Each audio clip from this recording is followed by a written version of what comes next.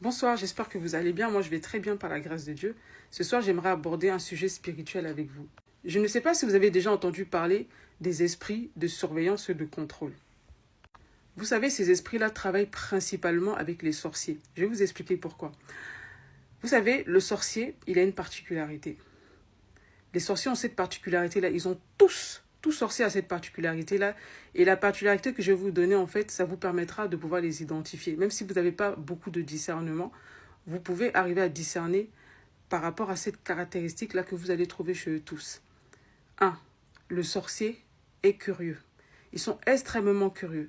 C'est des gens qui aiment surveiller leur entourage. Par exemple, le sorcier va vouloir savoir tout sur votre vie. Ils posent beaucoup de questions. Ils veulent tout savoir. Et même, ils peuvent s'offusquer si vous ne leur dites pas certaines informations, vous voyez. Et même, quelquefois, ils sont capables de vous manipuler rien que pour vous pousser à vous confier. Vous allez voir le sorcier qui va vous bouder ou qui va rentrer dans des colères noires juste parce que vous cachez certaines informations. Ils vont même vous reprocher d'être cachotier, de cacher les choses. Pourquoi? Parce que ces gens-là cherchent à vous manipuler pour avoir des informations. Essentiellement, si Dieu vous cache, par exemple, si vous êtes une personne de prière qui passe son temps à se couvrir du sang de Jésus, il y a des informations qu'ils ne peuvent pas avoir. Donc, qu'est-ce que va faire un sorcier pour avoir certaines informations? C'est que ces personnes-là, elles ont besoin de votre accord. C'est pour ça que dans des précédentes vidéos, je vous ai parlé de la loi de l'accord. Parce que dans le monde spirituel, on ne peut pas agir à un certain niveau sans votre accord. Parce que les choses se passent avec une certaine légalité. Il faut qu'ils aient une certaine légalité pour agir. Vous comprenez? Donc, de la même façon que le sorcier a les caractéristiques des esprits qui travaillent avec lui, de la même façon que le chrétien aussi, il doit avoir les caractéristiques du Saint-Esprit qui travaille aussi avec le chrétien. Vous voyez? De la même façon qu'un chrétien aura un caractère doux, aimant, conciliant, vous verrez que les sorciers auront les caractéristiques des démons. Et les démons avec lesquels ils travaillent le plus, ce sont ces esprits-là. Les démons de surveillance et de contrôle. Et vous voyez, les sorciers, ils aiment contrôler les gens. Ils aiment contrôler leur environnement, leur entourage. Si vous tombez sur des gens qui se disent chrétiens ou qui se disent serviteurs de Dieu et qui sont souvent dans la surveillance, dans le contrôle, vous avez devant vous des sorciers. Non, mais je vous assure, ce sont des sorciers. Et ça, retenez bien ce que je vous dis. Hein. C'est une des caractéristiques des sorciers, c'est le contrôle et la surveillance. Voilà. Parce qu'ils ont besoin déjà, de vous surveiller pour pouvoir mieux vous contrôler. Donc, ils vont tout faire pour avoir votre accord, pour mettre chez vous des caméras mystiques, pour mettre des objets invisibles que vous ne voyez pas, mais qui vont rapporter toutes les informations sur vous. Et les sorciers peuvent vous sauver aussi de plusieurs façons par rapport en interrogeant, par exemple, les éléments. Ça peut être la terre. Un sorcier est capable d'interroger la terre parce que nous marchons tous sur la terre. Ils vont interroger des éléments pour savoir, même des animaux qui vont vous suivre, parce que ça dépendra en fait de leur niveau de sorcellerie et voilà, leur niveau de connaissance dans les choses spirituelles. Mais le sorcier aime énormément surveiller les autres. Et même dans son caractère terre à terre, il aime surveiller et contrôler son entourage. Ça, retenez très bien ça. C'est une caractéristique, ça ne ment pas ça, des sorciers. Ils veulent tout contrôler. Ils veulent contrôler les gens. Ils sont très dans la manipulation, dans le contrôle, dans la surveillance. Ils veulent que tu fasses exactement comme ils veulent, eux. Ce sont des personnes, en fait, qui sont, quand on dit manipulateurs, pervers, narcissiques, c'est exactement leur comportement. Vous savez, j'avais écouté l'histoire d'une personne comme ça. Je ne me rappelle plus trop de l'histoire. Hein. Excusez-moi, parce que moi, ma mémoire fait un peu, voilà, fait un peu défaut. Hein, parce que des histoires, j'en ai tellement écouté. Donc, c'est l'histoire de deux amis. Pas vraiment deux amis. Il y a une qui est sorcière. Et l'autre amie sorcière, en fait, pour surveiller son amie, en fait, elle est venue une fois chez elle et elle lui a remis une valise qu'elle devait garder pour elle. En fait, dans la valise, en fait, il y avait comment dire ça? Il y avait une caméra mystique. Voilà.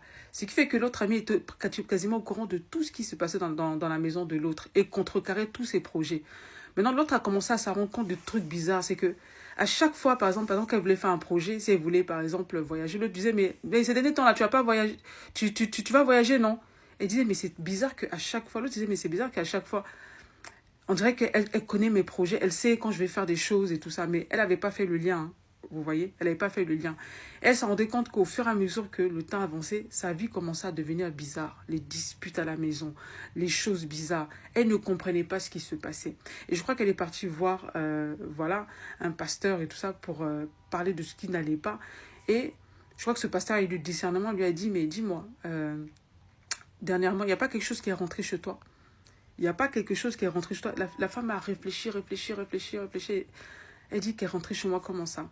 Elle dit, on t'a pas remis quelque chose, un cadeau, quoi que ce soit. Et c'est après qu'elle s'est souvenue, en fait, de cette amie qui avait laissé sa valise. Elle avait oublié même l'histoire de la valise. Hein. Cette amie n'est jamais plus revenue chercher sa valise. Hein. La valise était encore chez elle dans sa chambre. Et elle avait complètement enlevé sa tête dessus. Et pendant ce temps-là, elle était surveillée comme ça et contrôlée comme ça. Ça, c'est un exemple, en fait, de ce que les sorciers sont capables de faire. Ces gens-là, souvent, ils vont se comporter avec vous avec une fausse gentillesse, vous voyez. Parce que le sorcier, pour t'approcher, il faut qu'il ait ton accord. Donc, ils vont vous approcher avec une fausse gentillesse. Ils sont caressants. Ils vont vous caresser dans le sens du poil. Pourquoi? Parce qu'ils doivent rentrer, voilà, voilà, dans votre entourage. Ils doivent être proches de vous pour que vous puissiez leur donner votre accord pour qu'ils rentrent chez vous pour déposer des choses. Vous voyez, ces gens-là, ils sont très manipulateurs. C'est pour ça que vous devez être des personnes de prière. Il faut mettre le feu sur ces gens de personnes-là. Il faut vraiment mettre le feu sur ces gens de personnes-là. Et puis, surtout, c'est très dur parce qu'on est en guerre spirituelle et les gens ne s'en rendent pas compte. Ne laissez pas n'importe qui rentrer chez vous, dans votre logis. Je vous dis, hein, c'est vrai, il faut être hospitalier. Ah oui, soyez hospitalier avec les saints, comme on dit, avec les frères. Mais ne laissez pas rentrer n'importe qui chez vous. Parce que, vous savez, la loi de l'accord, c'est une loi puissante. Quand vous donnez votre accord à quelqu'un de venir chez vous, n'importe qui de rentrer chez vous, la personne peut déposer n'importe quoi chez vous. Et que vous soyez chrétien ou pas, Dieu va vous protéger, certes. Mais vous allez quand même avoir les conséquences. Parce que c'est vrai que Dieu nous protège de beaucoup de choses. Hein. Mais n'oubliez pas qu'on vit souvent les conséquences des mauvais choix que nous faisons. Et c'est ça le problème. À être toujours combattu, il y a des combats que tu peux t'éviter, tu vois. Il y a des combats qu'on peut bien s'éviter en ayant plus de sagesse. Maintenant, quels sont les conseils que je peux vous donner par rapport à tout cela? Déjà, priez pour que Dieu vous donne le discernement, pour arriver à discerner ce genre de personnes-là. Parce que c'est très dur. Souvent, ce sont des personnes que vous appréciez. Ce sont des personnes de la famille qui sont très proches de vous, voilà, qui sont capables de vous faire ce genre de choses-là. Comme je vous ai partagé dans l'histoire, là, c'était quelqu'un que cette personne appréciait vraiment. Hein. Elle ne pouvait pas se douter une seule seconde que le fait de garder la valise ou voilà, le bagage de cette personne-là, ça pouvait vraiment amener beaucoup de troubles dans sa maison, vous voyez. Donc, c'est à vous d'avoir le discernement. Soyez des personnes de prière aussi. Évitez les cadeaux. Même quand vous remettez des cadeaux, priez là-dessus. Voilà.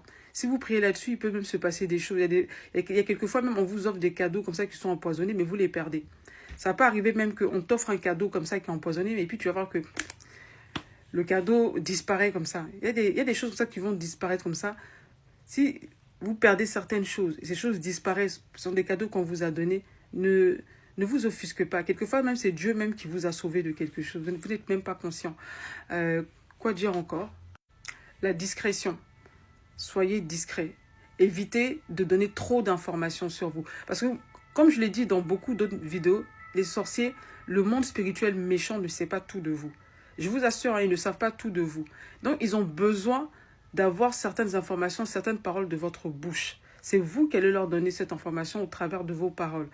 Donc, apprenez avec des personnes discrètes, ne pas trop en dire sur vous. Ce n'est pas tout le monde qui a besoin de savoir votre nom de famille, de quelle famille vous venez, parce que vous savez que le sang,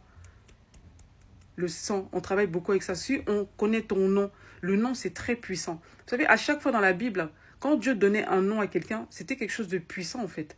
Le nom, c'est très puissant. Ne donnez pas votre nom comme ça qu'on arrive à vous identifier et tout. Pas à n'importe qui. Parce que les gens travaillent avec la photo et le nom. Et si c'est toi-même qui donnes ton nom, de toi-même, tu donnes ton accord. Ça, c'est un truc que j'ai appris. C'est fou, hein.